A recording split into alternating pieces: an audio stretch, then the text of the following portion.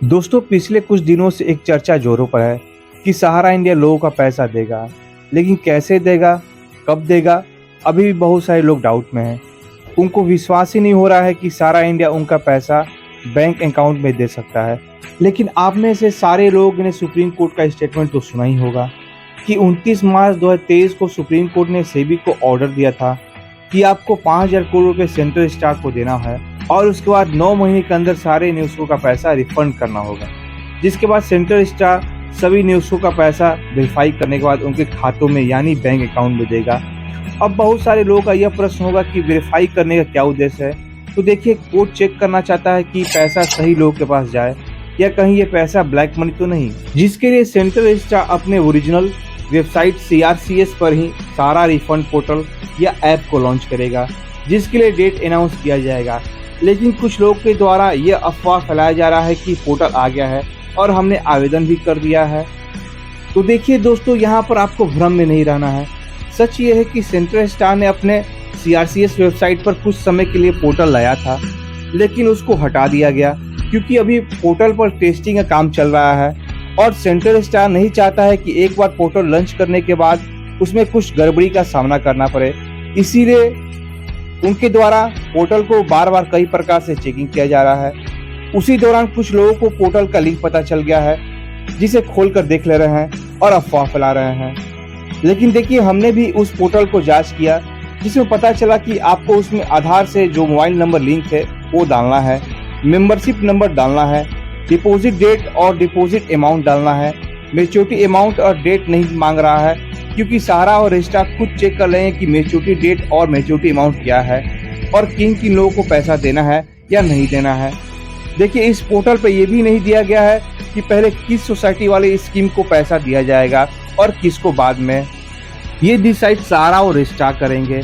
और हमारे सोर्स से भी ये पता चला है कि जिन लोगों का मैच्योरिटी 31 मार्च 2023 तक हो गया है, पहले उन्हीं लोगों का पैसा दिया जाएगा। तो अब आप में से बहुत सारे लोग यह कहेंगे कि तब रजिस्ट्रार क्यों सारे लोगों का डाटा ले रहा है, जिनका मैच्योरिटी पूरा नहीं हुआ है उनका भी। तो देखिए, रजिस्ट्रार चेक करना चाहता है कि मुझे कितने लोगों को पैसा देना है और कितना देना है, इसलिए सारे लोगों का डाटा मांग रहा है। अब आप लोग का मेन पॉइंट है कि पोर्टल कब आएगा। तो देखिए, सेंट्रल स्टाफ पोर्टल को कभी भी इस हफ्ते या इस महीने के अंदर लॉन्च कर सकता है। और ध्यान दीजिए कि पोर्टल सिर्फ और सिर्फ CRCS वेबसाइट पर ही लॉन्च होगा। आप लोगों को अफवाह पर ध्यान नहीं देना है। अनाउंसमेंट डेट सेंट्रल स्टार चाहे तो न्यूज़पेपर और टीवी पर दे सकता है या दोनों पर ही दे सकता है। अब पैसा लेने के लिए आप लोगों के पास क्या क्या डॉक्यूमेंट्स होने चाहिए। पहला, ओरिजिनल बॉन्ड पेपर चाहिए। अब देखिए, बहुत सारे लोगों का बॉन्ड पेपर कहीं खो गया होगा, तो इसमें चिंता की बात नहीं है। आप अपने एजेंट से मिलकर FIR करवाकर दूसरा बॉन्ड पेपर प्राप्त कर सकते हैं, लेकिन इसमें कुछ खर्च भी लगेगा। दूसरा, पैन कार्ड चाहिए। जिनके पास नहीं है वो बनवा ले, और जिनके पास है वो ये भी चेक कर लें कि उनका पैन कार्ड आधार कार्ड से लिंक है कि नहीं है। अगर लिंक नहीं है तो साइबर कैफे में जाकर लिंक करवा लें। और देखिए, पैन कार्ड को आधार कार्ड से लिंक करवाने के लिए आपको लेट फी 1,000 भी देना पड़ेगा, क्योंकि गवर्नमेंट ने पहले ही बतला दिया था कि अगर 31 मार्च 2022 से लेकर 30 जून 2023 तक आप लिंक नहीं करवाते हैं तो आपको फाइन देना पड़ेगा। तीसरा, बहुत सारे लोगों को ये पता ही नहीं है कि उन्होंने आधार कार्ड बनवाते समय क्या नंबर दिया था, या बहुत सारे लोगों का वो नंबर बंद हो गया है। तो देखिए, जिनको पता नहीं है वो साइबर कैफे में जाकर पता कर सकते हैं, और जिनका नंबर बंद हो गया है वो चेंज करवा सकते हैं, क्योंकि आधार कार्ड पर जो नंबर है वही आपको पोर्टल पर देना होगा। उसी नंबर पर वेरिफिकेशन करने के लिए OTP आएगा, तो जल्द से जल्द इसे करवा लें।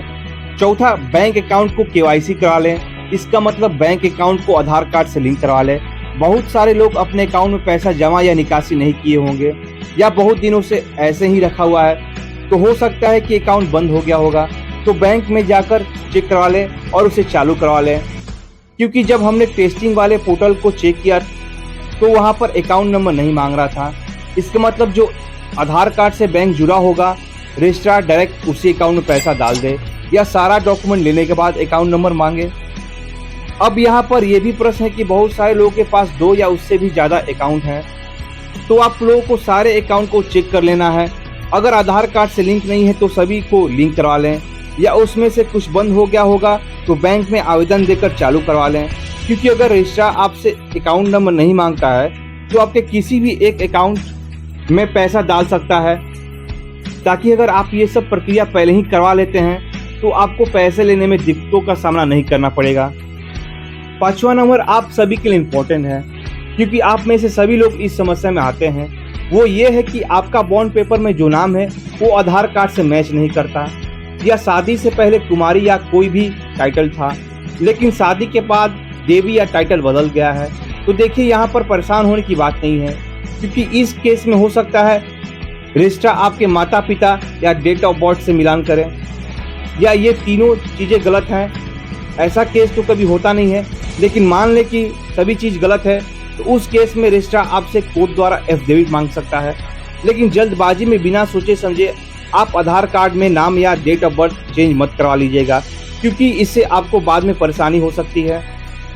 अब वीडियो खत्म होने से पहले एक बार फिर से मैं आप सभी को ये बतला दूं कि सेंट्रल रजिस्ट्रार द्वारा टेस्टिंग पूरा कर लिया गया है, और कभी भी पोर्टल या ऐप को सेंट्रल रजिस्ट्रार के ओरिजिनल वेबसाइट CRCS पर लॉन्च किया जा सकता है, जिसके लिए डेट न्यूज़पेपर या टीवी या दोनों पर ही अनाउंस किया जाएगा इस हफ्ते या इस महीने के अंदर।